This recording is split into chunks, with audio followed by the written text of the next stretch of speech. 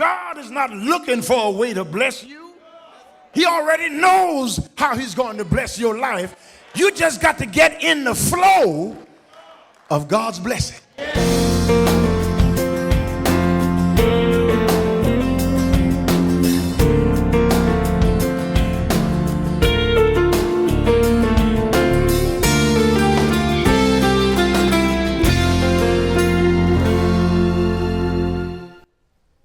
I want to talk a minute about Jacob, Joseph, jealousy, and the journey.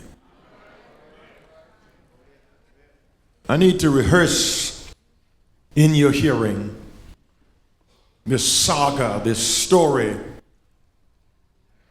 this family drama that starts in Abraham and continues in Isaac and is brought to full measure in Jacob. Jacob, of course, is the twin of Esau, and Jacob is fair and Esau is rough and ruddy. And Esau is born first, and Jacob is born clutching his heel. Two nations were at war in their mother's womb. And Jacob is born grabbing because he is a supplanter, one who undermines, one who takes shortcuts, one who is always grabbing, trying to get what God already intended for him to have. And now these boys are grown, and you know the story of how Jacob tricks his brother out of his blessing and steals from him his birthright. And they hate each other, and the mother helps Jacob to flee Esau's wrath. And sooner or later, after Isaac and Rebekah are gone, the brothers finally, some 20 or so years later, catch up with one another. But there's no more hatred in Esau's eyes. He and Jacob fall on one another's neck and kiss each other and go their separate ways. And now Jacob is left alone to wrestle with an angel until the breaking of the day. The angel wrestles with him, and Jacob asks, "What is your name?" And he touches him in the hip, and Jacob limps for the rest of his life. And the angel says, "Your name is no longer Jacob, but Israel." He becomes the father of that nation. He becomes the exalted father of the nation of Israel. And God uses him mightily, but he has a child that he favors over his other children.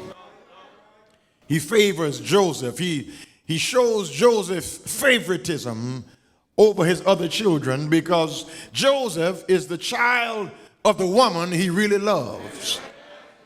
He married the first wife, Leah, but he did not love Leah. He was tricked into marriage by his uncle Laban because what goes around comes around. What you send into the lives of other people will rebound in your own life. And he works some more years to marry the woman he really loves, and she gives birth to a boy, Joseph, that he dotes on and really loves. But now Rachel is gone. And Joseph perhaps reminds him of Rachel's image, so he loves Joseph more than his other son. Joseph is the favorite of his father, but he is also favored by God. God gives him favor. His father makes him a little coat of many colors, and Joseph is successful in whatever he puts his hand on. And Joseph is hated so much by his brothers because he was young and naive enough to tell them his dreams. Brothers and sisters, let me say again to you what I said to the people who were earlier. You know that you have grown old, not in terms of years, but you are old when you are more in love with your memories than you are with your dreams. Somebody gonna get that on the way home. when you are nostalgic and always looking back at what used to be, how things used to be. And some of us are still looking with longing at yesterday. But let me bring you into the 21st century. 8-track tapes are gone. Put your Isley Brothers and your Diana Ross and the Supremes away. There are no more 33 albums to put on a record player. It's gone. It's what it used to be. That time is way behind us. God is bringing us into this era, and some of us are coming, kicking and screaming, but you got to come anyway. Tomorrow is more precious than yesterday. Yesterday is stale and gone by. Tomorrow is anticipatory for many of us. But if you don't have anything to look forward to rather than backwards at, you're always going to be a miserable person. Joseph was a dreamer. And people don't like you when you dream. Be ready to be hated by people when you have goals and aspirations for the future. When you are forward looking and non-conforming, when you are principled and stand on your own 2 feet, be ready to be despised. People don't like you when you dream. People don't appreciate you when you are forward looking and when you have high hopes and great expectations. That was Joseph's problem. He told his brothers his dreams. And brothers and sisters, you can't share your dreams with everybody. You can't bring everybody in your inner circle. You can't let everybody in on what's going on in your life. Talk back to me if you can. Because if they got something to say about it, they're going to try to thwart and handicap your progress. So you can't tell everybody your dreams. Joseph shared his dreams with his brothers. And the Bible said instead of them respecting him for it, they hated him.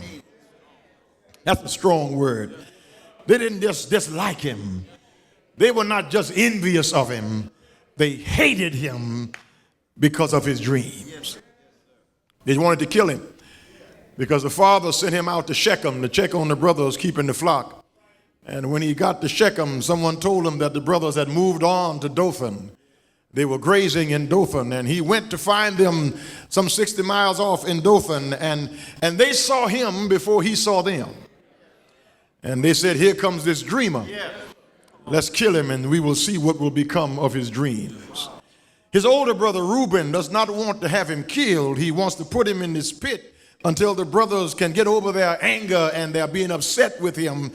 And while Reuben is away, the brothers sell him to a caravan headed to Egypt.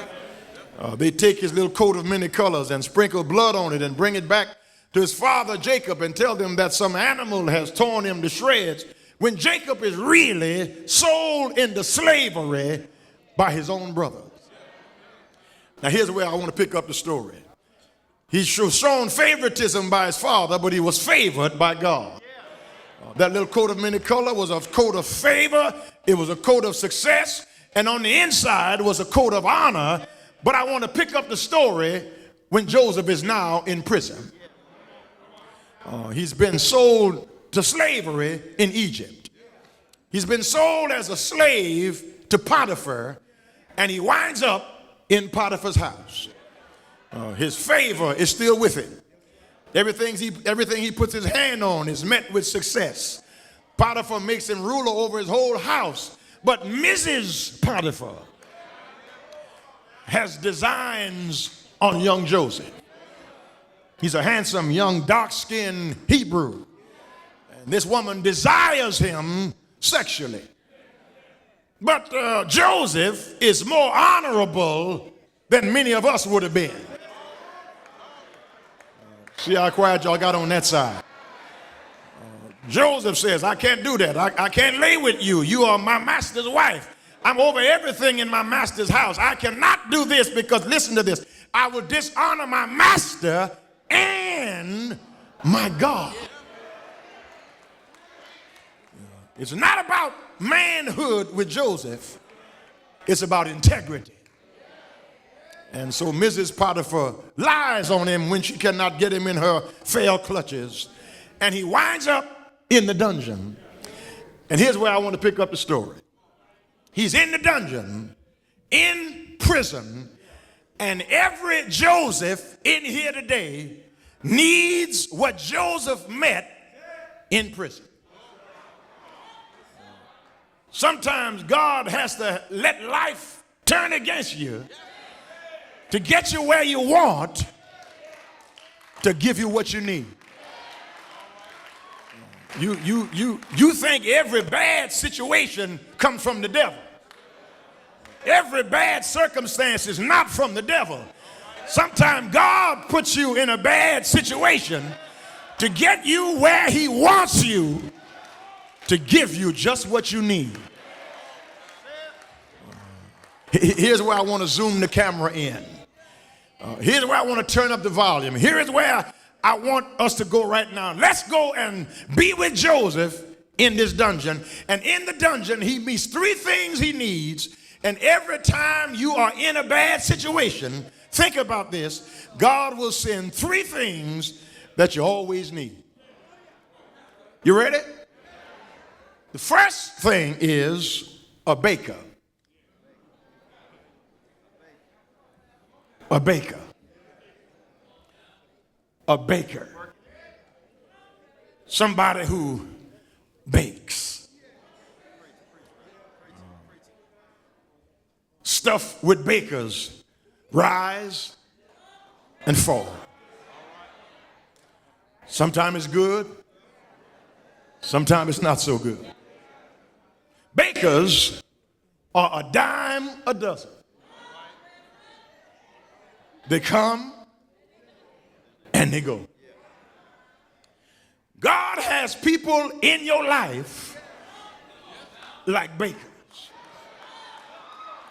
Sometimes it's good. Sometimes it's not. Sometimes it rises. Sometimes it falls.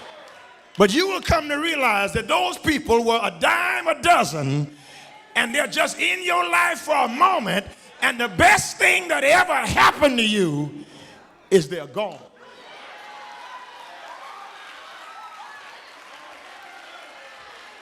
I wish I had one or two more witnesses. Somebody here ought to help me testify. If I had known then what I know now, I would have left that fool right where I picked him up. And look at how much better your life is today, because they came and they're gone. I wish I had one or two more witnesses here.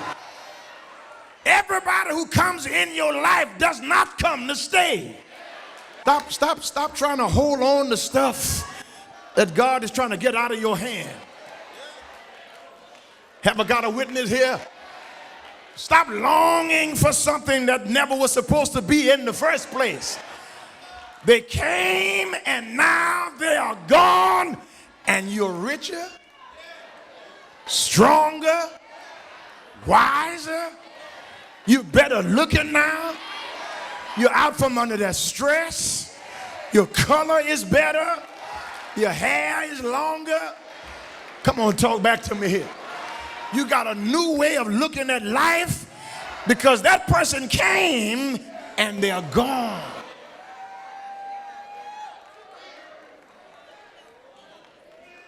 I had to learn that. I had to learn that everybody is not my friend. I had to learn that I'm not going to get along with everybody, because everybody doesn't see things the way I see it. And when it comes to principle, there are some things with me that are non-negotiable. There are some things with me that cannot be compromised. And if you don't like that, I'm not the one who has a problem. You got to find you somebody else to hang around with, because when I find out you ain't got no sense, I just leave you alone. Because to argue with a fool, who is the fool?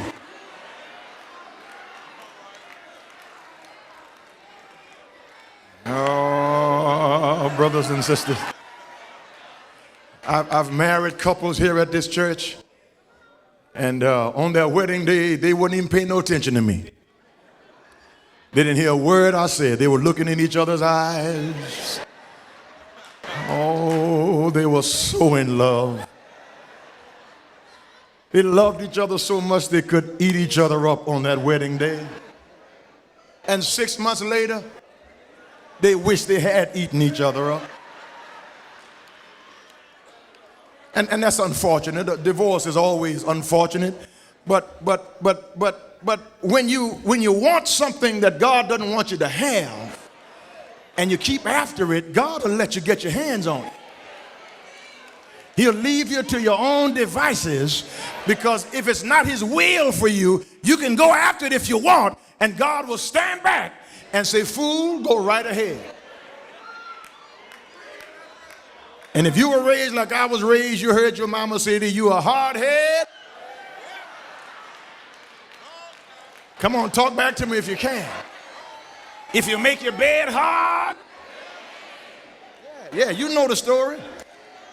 Bakers come in your life for a season, rise and fall, come and go. You need those people because they strengthen you. They make you understand some things about yourself that you could not understand, like I can make it without you.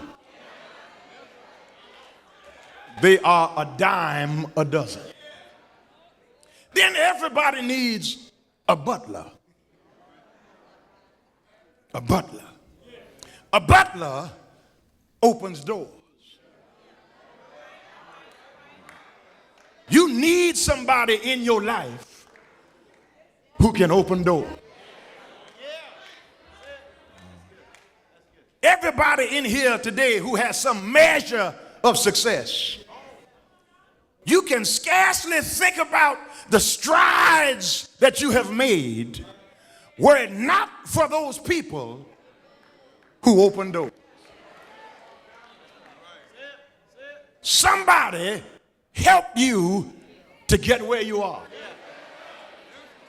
Nobody here is self-made.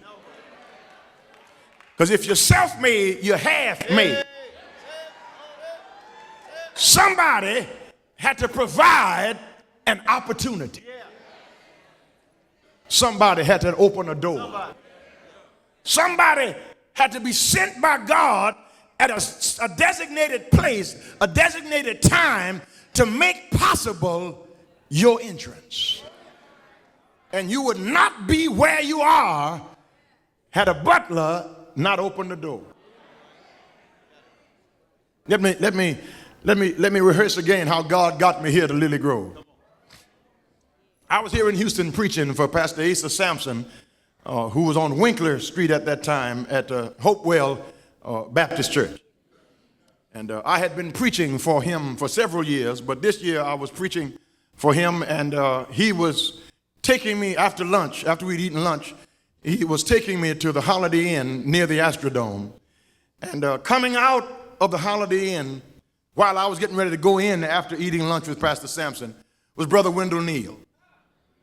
And Brother Neal called Reverend Sampson aside and said, can you recommend somebody for us to hear at Lily Grove? We are in the process of trying to call a pastor, and we're getting kind of worn out with the process. We've heard almost 200 preachers now. We are getting ready to call a pastor. Can you recommend somebody we can hear? Brother Neal was just leaving the hotel after paying a bill for a preacher who had preached the previous Sunday. Reverend Sampson was taking me to the hotel to rest for the night service after we had eaten lunch. Brother Neal was coming out after paying a bill for a preacher who had preached the previous Sunday. And Pastor Sampson was dropping me off from eating lunch, preaching in revival. Brother Neal was coming out after paying a bill for the preacher who had preached the previous Sunday. And desire met opportunity. And Reverend Sampson said, your pastor is in my car right now. If I had not consented to come to the revival, I never would have gone to lunch. If I'd never gone to lunch, I never would have been dropped at the Holiday Inn near the Astrodome.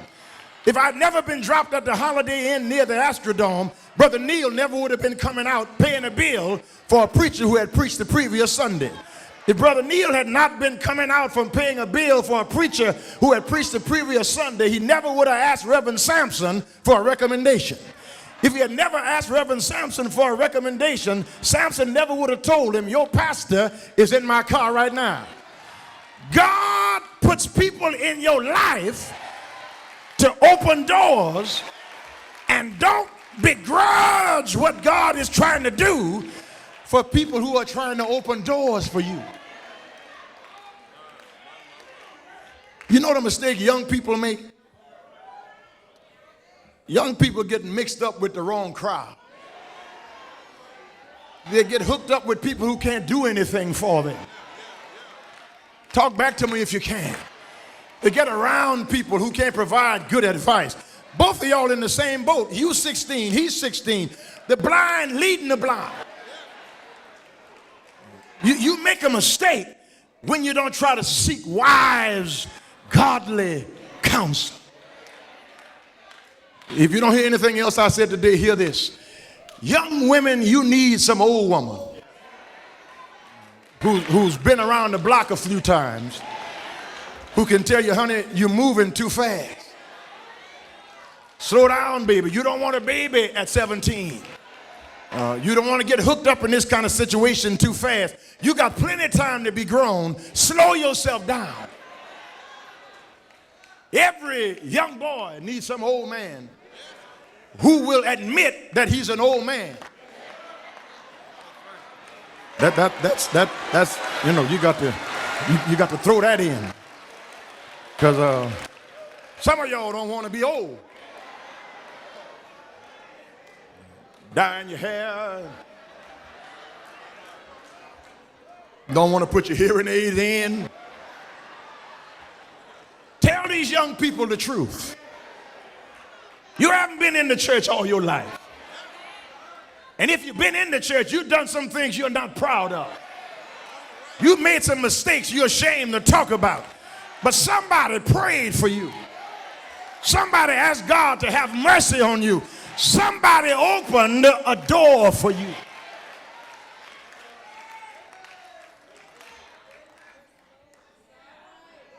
I got an opportunity to preach in the National Baptist Convention at a board meeting in Corpus Christi, Texas, because I preached at a funeral of my alcoholic cousin. My cousin was an alcoholic, and he and his wife were members of my church, and I didn't want to, his wife was a member, he wasn't a member, but he was a member of my family, and I said, I ain't going to that Negro's funeral. Drunk every day, I ain't not going over there dirty in a white shirt, fooling around with him. But my mama said, Laura may ask you to preach the funeral, and I don't care what you say, you going to the funeral. Now here I am, a grown man. And my mama said, I don't care what you say, you going to the funeral. And I said to myself,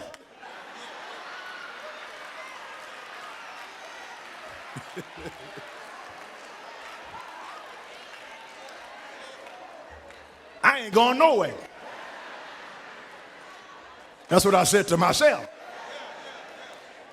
But I went to the funeral,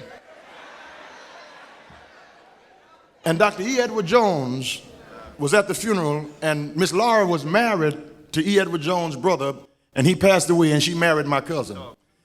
And E. Edward Jones heard me preach at Owen's funeral home at the funeral of my drunk cousin, and invited me to preach in the National Baptist Convention.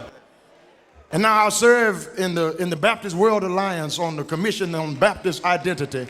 I'm chairman of Orthodoxy of the National Baptist Convention, pastor of one of the greatest churches in this country, because I preached at my drunk cousin's funeral. You don't know who God wants to use and what opportunity God chooses to use to open doors for you. Don't get angry when God puts people in your life. Young folk, get out of the company of people who can't help you. Because life is hard, and you need somebody who can open a door for you. Many of you have testimonies of people who God sent in your life to make a way for you to be where you are right now. They spoke up for you. They opened the door for you. They said a good word for you. Whatever it was, they pushed you forward as a butler. And then finally, everybody here needs a Pharaoh. Pharaoh started dreaming. And the butler, who was in prison with Joseph, and the baker started dreaming one day. And they dreamed, and Joseph interpreted for them their dreams. He said to the baker, "You're not going to be with us long." He said to the butler, "You're going to receive again your position of power. And when you get back to where you were, remember me." It took a while. It took some years. That's another thing you got to get ready for. When you do good to people, it may take a while for it to come back to you. Because you've got to settle in your mind that you may be forgotten. People you do good to, people you do good for, may forget you. They may forget all the good that you've done. I see it all the time with seniors in the church and in the community here. Give their lives serving and giving and living exemplary lives. And at their funeral, there may be 50 people. Some dope dealer dies, and they put his picture on T-shirts, and they put his name on their Twitter account. Rest in peace, Tupac, and Biggie Small. Nothing, nobodies, but they are monumental figures in the world, because the world exalts its own. But with the people of God, you are soon forgotten when you do what's right. Great preachers, great missionaries, great deacons, great servants of God. There's no memory, no monument to remind us that they came this way. And people who just joined the church last year don't know nothing about the church. We elevate them to positions of power because they look like they know what they're doing. Get ready for this. When you do good, it will soon be forgotten. Joseph was forgotten. But then one day Pharaoh started dreaming, and the butler remembered. Thank you for tuning in to A Call to Joy. It is our prayer that the Word of God has brought joy, strength, and faith to your life. We would love to have you as our guest at Lily Grove Missionary Baptist Church, where we are exalting the Savior, equipping the saints, and evangelizing the sinner. For your convenience, we have a 7:30 a.m. and 11 a.m. worship service every Sunday morning and 7 p.m. on Tuesday nights. Lily Grove is located at 7034 Till Wester Street, Houston, Texas, 77021, or feel free to visit our website at www.lilygrove.org. Until next week, God has called us to a life of joy.